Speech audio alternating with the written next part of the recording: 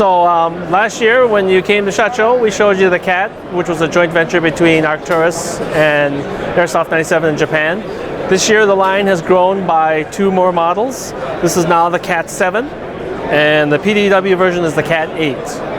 So carrying forward with the original CATs, they have the same stocks, but what's more on the 7 is the front end. This is now a modular front end.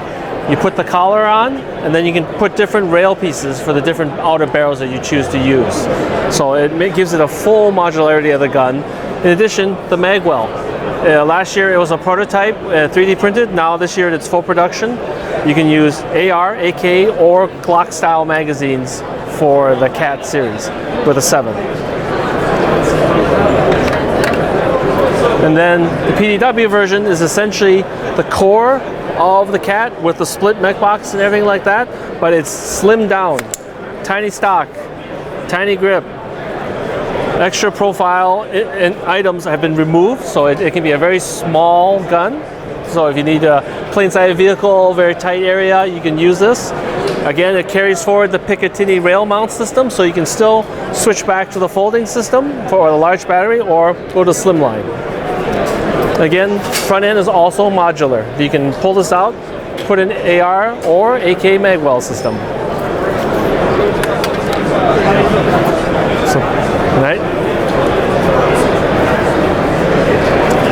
So with the sports, last year we had the ST01s and they were the tan, the grays. This year we've changed them. We've given you a full package. Now, instead of getting this gun with a mid cap, you can get this gun with a high cap for a starting player, which is, we feel, more balanced. And then you get a B3 Pro charger with it. And we also are including a high durability lithium ion battery. These are technically better than many other lithium ion batteries on the market. It's got an 8mm lead instead of a 6mm, and it's got reinforcement, so if people tend to pull on the wires, it won't strip it out of the batteries. We thought considerably, how would a new player use this? And we try to make it more durable for them. And then going with the ST series, we're growing in 2 models. We only have the 3 here, but there will be a 4th also. What we've done is we've gone back off the URX rail system, back to a more traditional Picatinny rail systems for some users. Comes with a MOS suppressor. The MOS suppressor can accommodate the future tracer unit that comes from Arcturus. It's going to come with a CAC style for vertical grip, not this type of PTS Magpul style vertical grip. And then the stocks are the same. It has a rotary hop up, everything else. More than enough for a starting player to get on with the game and be able to compete and not have any need to do immediate upgrades. Oh, and it has 45 quick disconnect mounts, so when they hang it, it hangs slightly closer versus that odd angles when they're like this with the non-45 degree mounts. All right. Then over here,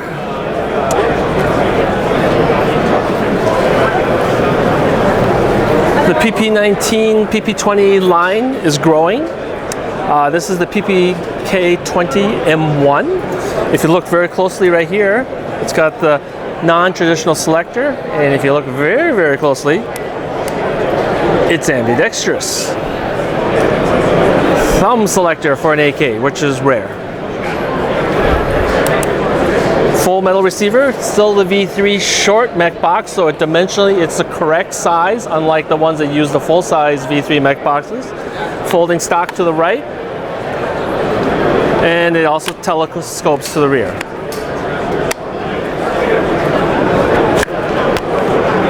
Front end is polymer, the barrels are nitride coated steel, and going forward with all our AKs, a rotary hop-up system. Sight does not include it. Typical 30 and 95 BB capacity for real sim loadouts. It is true 9mm spec, unlike other PP20 and PP19 models that are not made by Arcturus.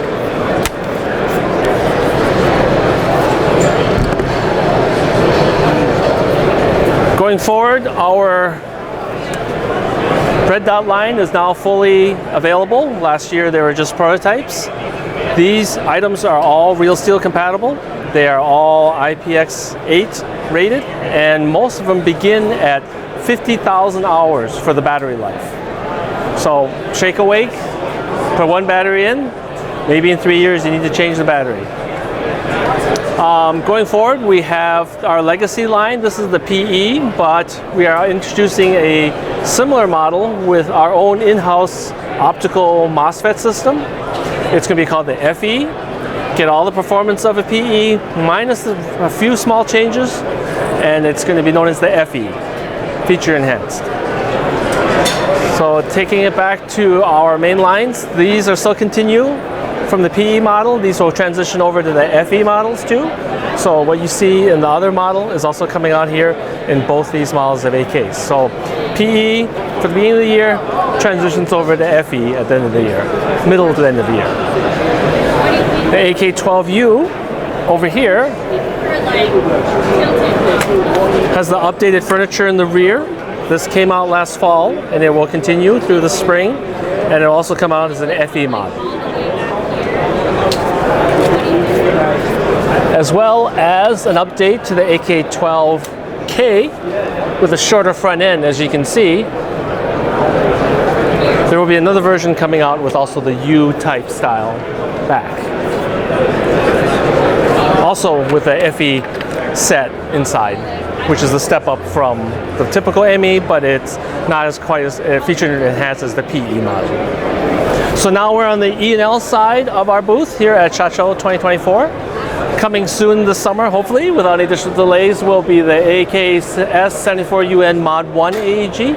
It'll come with everything here except the red dot, the small front grip, the rail, the wood, and a slim handle with a slim motor to simulate the more of the real style of AK grips. And of course, this is a folding Xenical replica. It folds over into the collapse position. It has a new locking mechanism where you have to push in and then unlocks it and slams it back into lock mode. So that way people had this habit of opening it. That's the new locking mechanism on this model. This was the model that was supposed to come out last year. The AK-105 and the full Xenical furniture. Sadly, it's still delayed due to some factory issues. But eventually, hopefully one day, this will release. The newest items from last year was the T191. This year, the production samples are here and they'll be available in April. It is dual power source. You can run HPA through the line through the bottom, or you can run CO2 through the stock. There's a tank compartment. Take the stock off, unscrew it, put the tank in, and then you can run CO2 or HPA line. Controls are a combination of hybrid AK and AR. Charging handle locks it open. Release is on the bottom. Gas magazine. There's no gas in this magazine. Followers, not standard. It's actually the release is back there in the back of the magazine. So normally it's traditionally up here, it's in the back. So if people will look at it, pull the lever, BB shoot out into their face. Full length version.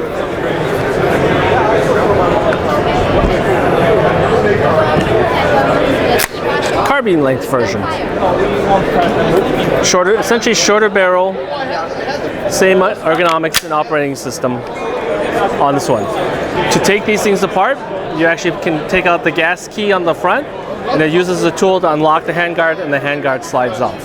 That's the feature of accessing the underside of this dual-powered airsoft gun.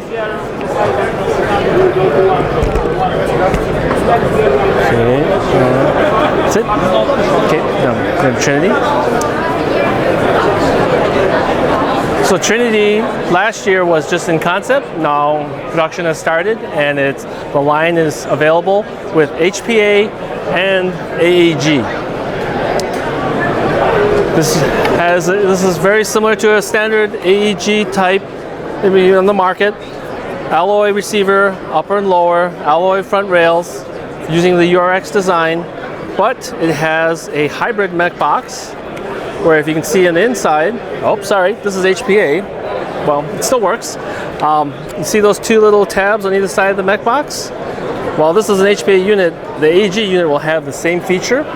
That's reinforcement to mitigate the front of the shearing aspects of the V2 mech boxes that happen fair too often when you have a spring that's too heavy or the alloy gets cold.